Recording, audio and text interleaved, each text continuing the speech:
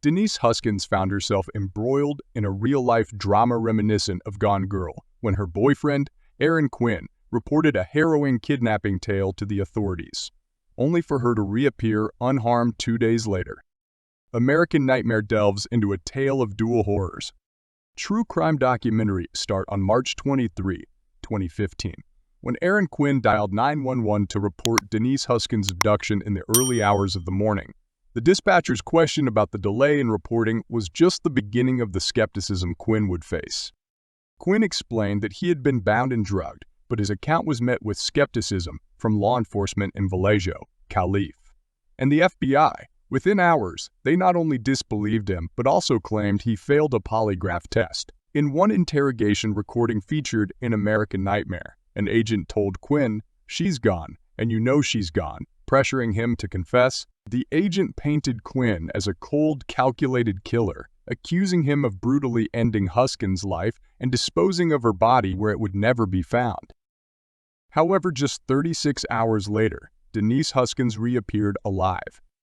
Vallejo Police Lieutenant Kenny Park informed reporters at a press conference held 12 hours after Huskins' safe return that they hadn't yet debriefed her and had lost contact with her family members. Initially skeptical of Quinn's account, detectives struggled to validate the details. Lieutenant Park expressed frustration, stating that the resources devoted to this case were diverted from the community due to the lack of substantiation in Quinn and Huskins' narrative. When Huskins eventually shared her version of events with authorities the following day, her attorney, Doug Rappaport, revealed in the series that she faced disdain and suspicion from law enforcement, being treated as though she were a criminal.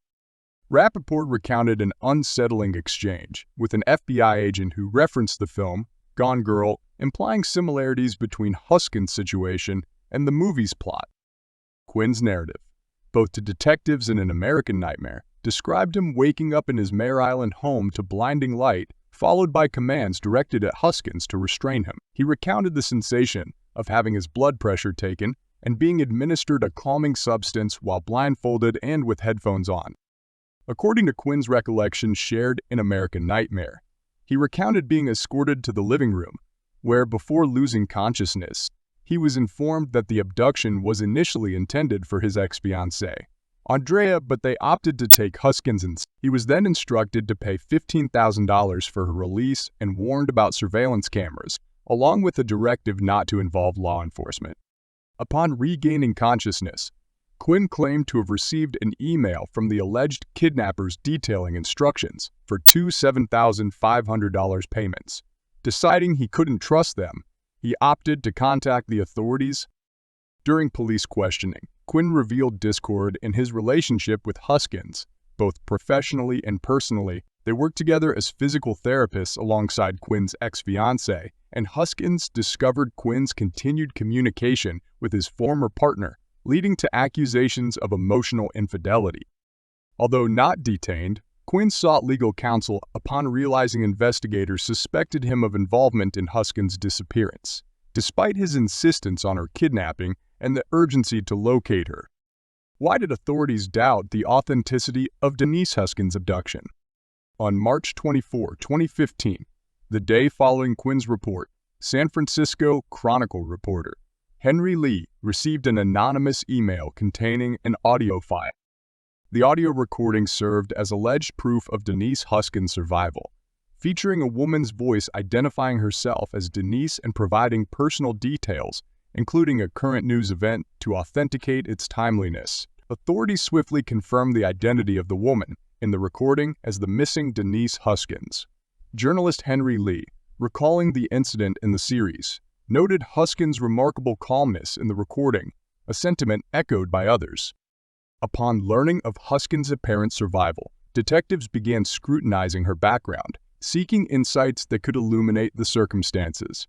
Jane Huskins, Denise's mother, recounted on the show how detectives inquired about her daughter's past, including a childhood molestation. Shockingly, one detective suggested that victims of sexual assault might fabricate victimhood for excitement, leaving Jane appalled by the insinuation. As for Denise Huskins' ordeal, her account corroborated Quinn's narrative.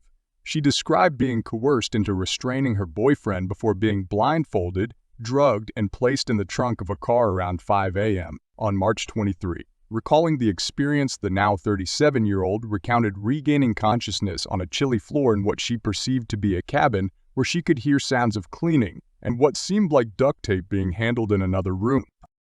Denise Huskins recounted her harrowing experience, likening it to scenes from horror movies flashing through her mind.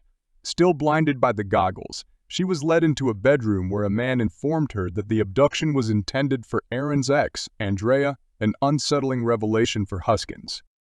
The man claimed to have a military background and now worked as a freelance kidnapper, struggling with PTSD and insomnia. He assured Huskins that she wouldn't be harmed and would be released within 48 hours. However, he then disclosed his orders to record a sexual encounter between them as collateral, promising to handle it with care. Huskins described feeling a sense of detachment as she observed the events unfold. Following a shower, Huskins was instructed to make a proof of life recording. However, the man later informed her that a second tape was required, emphasizing that it needed to appear consensual. He provided her with alcohol, which Huskins recounted consuming. When Denise Huskins regained consciousness 40 hours after being abducted from Quinn's residence, the perpetrator showed her a video of her father pleading for her safe return on the news. He then informed her that it was time for her to return home, but stated that he couldn't take her back to Vallejo. Instead, he planned to drop her off with her father.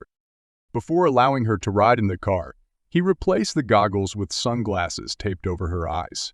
Huskins recalled him warning her that they would always be monitoring her and instructed her not to disclose his military background or their sexual encounter to.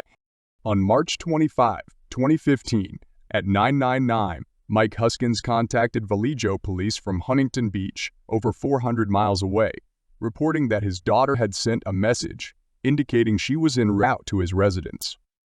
What occurred upon Denise Huskins' return home? Denise Huskins recounted her ordeal to the police the following morning, but her attorney, Doug Rappaport, insisted that she undergo a sexual assault response team examination. According to Rappaport, it was crucial for Huskins to receive proper medical care and support in the aftermath of her traumatic experience. Incredibly difficult as it may be, she's doing the right thing, remarked Rappaport in the series, commending Huskins for her bravery in reporting the abduction despite her fear of the kidnappers still being at large.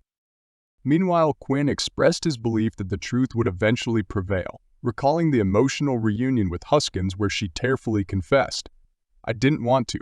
They made me do it." He assured her of his unwavering support and vowed to stand by her side. Huskins recounted her shock upon learning that she was under investigation and potentially facing charges for allegedly lying to the police. How was Denise Huskins' abduction case resolved?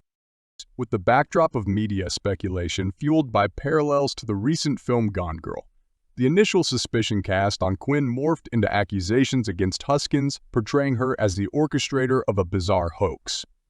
Facing public backlash, including online abuse, the couple endured immense pressure. However, on June 2, 2015, a significant development occurred when police in Dublin, Kalife, received a report of a confrontation between a homeowner and an intruder attempting to abduct his 22-year-old daughter from their residence, located approximately 40 miles from Vallejo.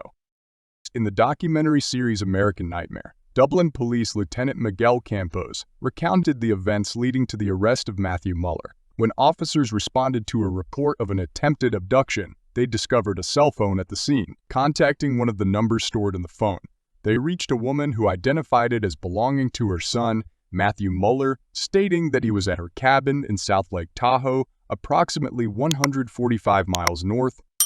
Mueller, a Harvard Law School graduate and former Marine, was apprehended at the cabin. Upon investigation, officers found a white Mustang parked outside, with addresses from Huntington Beach programmed into the navigation system. Dublin Police Sergeant Misty Karasu, who was assigned to the case as her first as a detective, recalled her excitement at being called to Tahoe. Further examination of the scene revealed a nylon belt containing a pair of goggles with duct tape covering the lenses. Additionally, Karasu noted the discovery of a single blonde hair trapped in the goggles. During the investigation, Karasu uncovered similarities between Mueller and a suspect in a 2009 home invasion in Palo Alto. In this incident, a 32-year-old woman reported being tied up, forced to consume NyQuil, and had surgical tape placed over her eyes. However, when she disclosed her status as a rape survivor, the assailant opted not to proceed, expressing reluctance to re-victimize her. Karasu recounted another break-in incident from 2009 in Mountain View, Calif, where a woman reported being tied up, forced to consume a sedative, and blindfolded with swim goggles covered with black material. Despite her pleas, the assailant refrained from assaulting her and instead offered advice, suggesting she acquire a dog for protection. Further investigation by Karasu revealed that the Mustang found at Mueller's cabin was stolen in Vallejo. When she contacted the car's owner, he mentioned the Mare Island Creeper.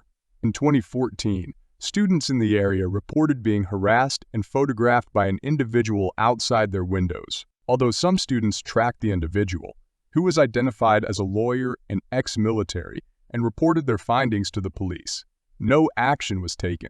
Interestingly, the owner of the stolen Mustang noted that the peeping incident ceased around the time of the Gone Girl case, referring to Huskins' abduction.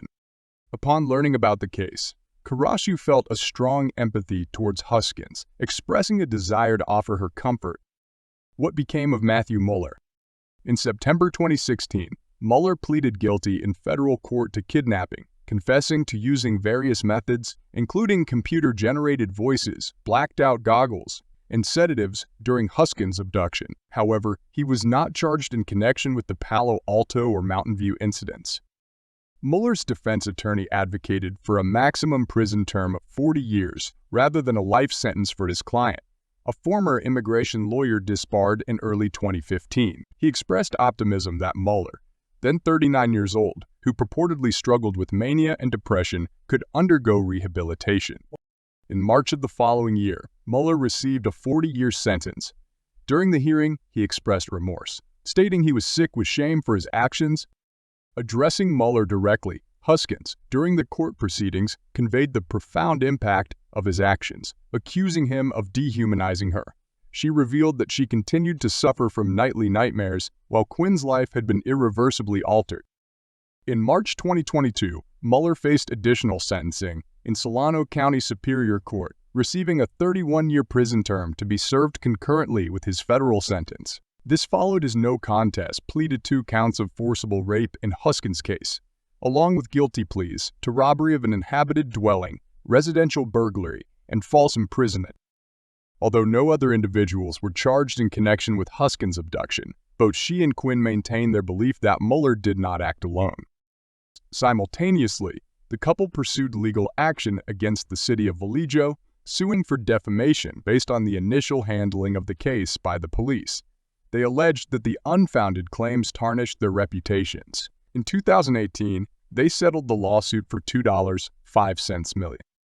The Vallejo Police Department issued an apology to Denise Huskins and Aaron Quinn in 2021, acknowledging that their case was mishandled and lacked the sensitivity such a serious matter warranted. Despite promises of a public apology in 2015, following Matthew Mueller's indictment, it appeared that this commitment was never fulfilled.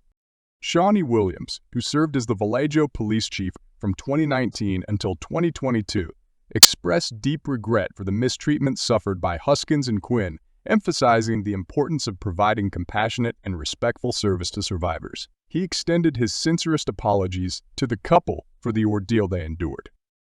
As for Denise Huskins and Aaron Quinn, they have since moved forward with their lives. In a heartwarming turn of events, they tied the knot in 2018 and relocated to Southern California. They now have 2 daughters, Olivia, aged 3, and Naomi, aged 15 months. Reflecting on their journey, Quinn acknowledged that they may never receive all the answers they seek, but emphasized their focus on the meaningful aspects of life and progressing forward. Both Huskins and Quinn continue their careers as physical therapists, recognizing the significance of trust in facilitating healing for others. Despite the challenges they faced, they remain resilient and committed to building a positive future together.